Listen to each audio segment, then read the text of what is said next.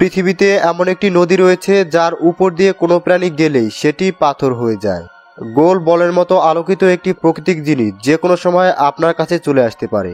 আপনি রাস্তা দিয়ে হাঁটছেন, ঠিক সেই মুহূর্তে হঠাৎ করে জায়গাটি বিশাল বড় গর্তে পরিণত হয়ে যেতে পারে।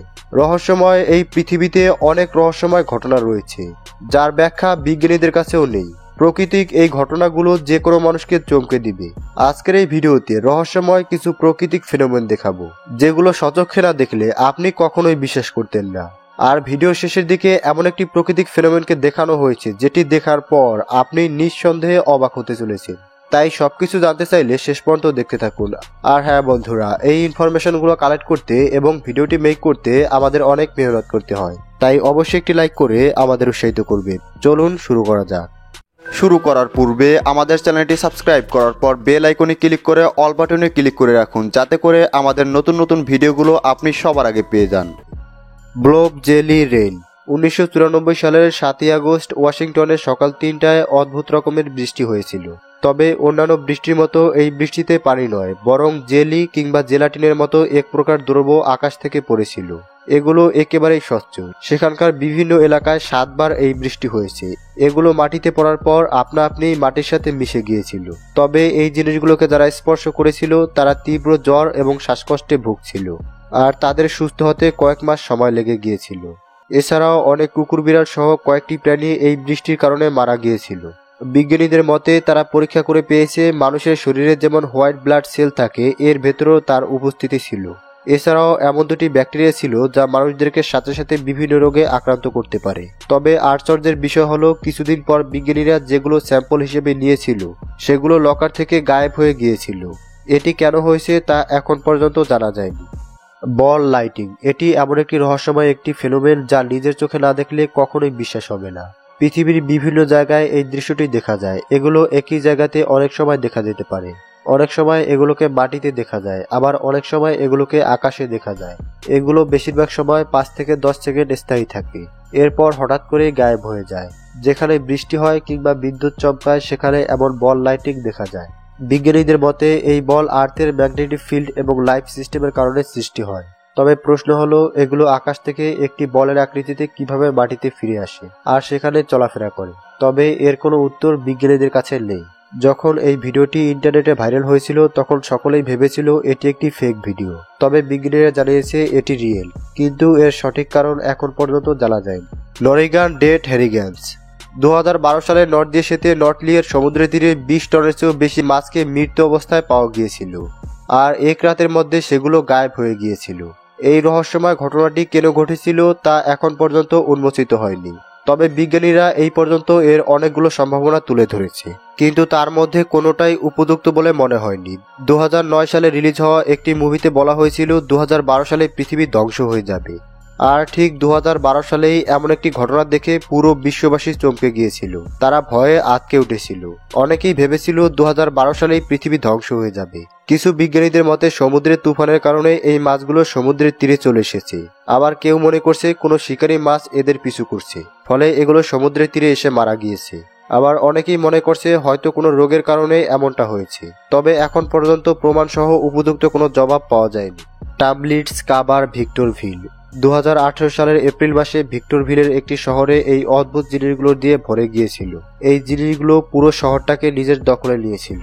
এগুলোর পরিমাণ ছিল অনেক বেশি। এই জিনিসগুলো সেই সময় সেখানকার সম্পূর্ণ রাস্তাঘাট এমনকি দালাল কোঠাগুলোকেও নিজের মধ্যে লুকিয়ে রেখেছিল।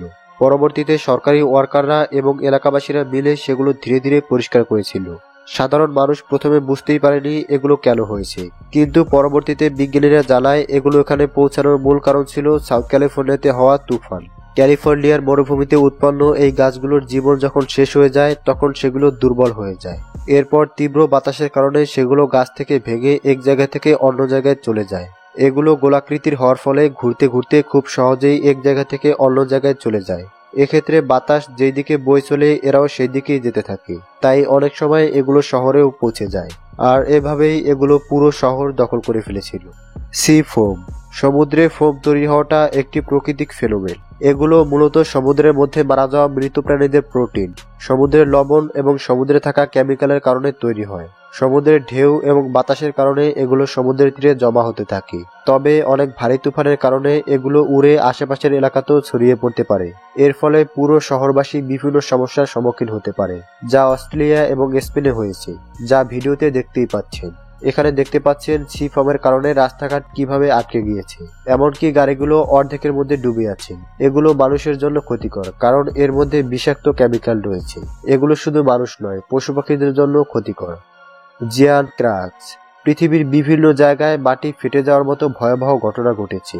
কোনো কারণ ছাড়াই হঠাৎ মাটি, এমনকি বড় বড় রাস্তা ফেটে কয়েক ফুট গর্ত তৈরি হয়ে যাচ্ছে, যেগুলো দেখতে খুবই ভয়ানক। এগুলো দেখে মনে হচ্ছে প্রকৃতি আমাদেরকে ওয়ার্নিং দিচ্ছে। আর এই সব ঘটনাগুলো শুধু এক জায়গাতেই নয়, পৃথিবীতে অনেক জায়গায় দেখা গিয়েছে। 2005 সালে ইথিওপিয়াতে কোনো কারণ ছাড়াই হঠাৎ করে বিশাল বড় ফাটল সৃষ্টি হয়েছিল। এটি ছিল 35 মাইল লম্বা আর চওড়ায় 20 ফুট। বিজ্ঞানীরা মনে করেছে এখানে নতুন কোনো সমুদ্র তৈরি হবে, আর এটি তারই নির্দেশ দিচ্ছে কয়েক বছরের মধ্যে আফ্রিকার এই অংশটি আফ্রিকা থেকে আলাদা করে দিবে। এমন বিশাল বড় ফাটল পেরুতেও দেখা গিয়েছে। এটি 100 মিটারের চেয়েও বেশি চওড়া আর 15 কিলোমিটার লম্বা। এছাড়াও বলিভিয়ার একটি আইল্যান্ডে বিশাল বড় ফাটল তৈরি হয়েছিল। এটি একটি বড় নদীকে নিজের মধ্যে আটকে নিয়েছিল। পৃথিবীর বিভিন্ন দেশে এমন ভয়ানক ক্র্যাক দেখা গিয়েছে। বিজ্ঞানীদের মতে মাটির নিচে থাকা উপাদানগুলো দুর্বল হওয়ার কারণে এমন ঘটনা ঘটেছে। টর্নেডো। পৃথিবীর সবচেয়ে ভয়ানক প্রাকৃতিক দুর্যোগগুলোর মধ্যে একটি হলো টর্নেডো, যা মাটি থেকে আকাশ পর্যন্ত বিস্তৃত থাকে। এটি যেখানে তৈরি হয় সেখানকার বাতাস অনেক তীব্র গতিতে একটি নির্দিষ্ট জায়গাতে ঘুরতে থাকে, আর তার সামনে যা আসে সবকিছুকে ধ্বংস করে দেয়। সাধারণত এর গতি ঘন্টায় 180 কিলোমিটার, তবে অনেক শক্তিশালী টর্নেডোর গতি ঘন্টায় 480 কিলোমিটার পর্যন্ত হয়ে যায়। টর্নেডো 100 কিলোমিটার পর্যন্ত ধ্বংসযজ্ঞ চালাতে পারে। বেশিরভাগ নর্থ আমেরিকাতে টর্নেডোগুলোকে দেখা যায়। আমেরিকাতে এই ভয়ানক দুর্যোগের কারণে প্রতি বছর প্রায় 60 জন মানুষ মৃত্যুবরণ করে। এছাড়াও কোটি কোটি টাকার সম্পদ নষ্ট হয়। Sinkhole. কোনো জায়গার একটি অংশ যদি হঠাৎ করেই পানিতে ডুবে যায় তাহলে খুব বেশি অবাক লাগে না, কিন্তু একবার চিন্তা করে দেখুন, আপনি রাস্তা দিয়ে হাঁটছেন আর হঠাৎ করেই রাস্তার মাঝখানের অংশ যদি মাটির নিচে চলে যায় তাহলে আপনার কি অবস্থা হবে। এমন ঘটনা দেখে আপনি নিশ্চয়ই ভয় পেয়ে যাবেন। এমন ঘটনা পৃথিবীর যে কোনো জায়গায় যে কোনো মুহূর্তে ঘটতে পারে। তবে প্রশ্ন হলো এটি কিভাবে তৈরি হয়। এটি তৈরি হওয়ার মূল কারণ হলো ওয়াটার ইরোশন। এটি আসলে মাটি যখন পানি শুষে নেয় তখন হয়। এর ফলে মাটির নিচে থাকা স্বাভাবিক পানি নষ্ট হয়ে যায়, ফলে উপরের মাটি নিচের দিকে তলিয়ে যেতে থাকে।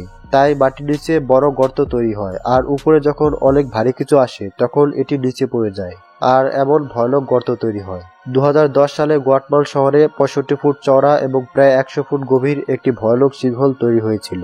এর মধ্যে একটি ফ্যাক্টরি ডুবে গিয়েছিল। এর ফলে প্রায় 15 জন মানুষ মারা গিয়েছিল। Lake nation. তানজানিয়াতে রহস্যময় একটি নদী রয়েছে। সেখানকার মানুষের ধারণা এই নদীর উপর দিয়ে কোনো প্রাণী যদি যায় তাহলে সে সাথে সাথে পাথর হয়ে যায়। এই নদীর নাম নেট্রন।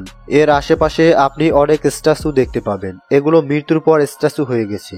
এখন পর্যন্ত কোনো বিজ্ঞানীরা জানে না পাখিগুলো এই নদীর উপর দিয়ে উড়ে যাওয়ার সময় সেগুলো নদীতে কিভাবে পড়ে যায়। তবে অনেক বিজ্ঞানীরাই মনে করে এই লেকের রিফ্লেকটিভ নেচার সেগুলোকে হয়তো নিজের দিকে টেনে নেয়। আর পাখিগুলো যখন পানিতে পড়ে যায় তখন পানির মধ্যে থাকা অতিরিক্ত সোডা এবং লবণের কারণে এই পাখিগুলোর মৃতদেহ স্ট্যাচুতে পরিণত হয়।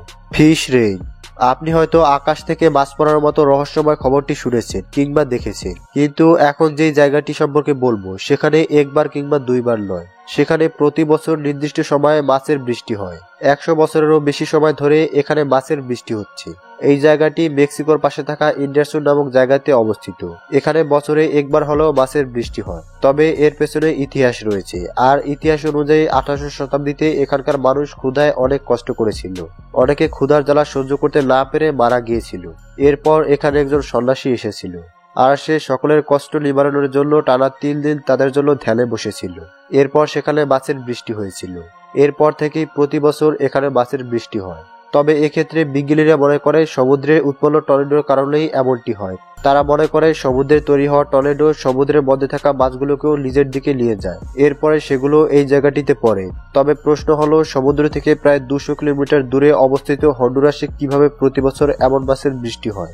আর যদি সেটি হয়ে থাকে তাহলে মাছের সাথে সমুদ্রে থাকা অন্যান্য প্রাণীরাও কেন এখানে পড়ে না। মাছের সাথে সাথে ব্যাঙ, সাপসহ সামুদ্রিক অন্যান্য প্রাণীরও তো এই বৃষ্টির অংশ হবার কথা ছিল, কিন্তু তেমনটি কেন হয় না? প্রিয় দর্শক, এর মধ্যে কোন ফেনোমেনটি আপনাকে সবচেয়ে বেশি অবাক করেছে তা অবশ্যই কমেন্টসের মাধ্যমে লিখে জানাবেন।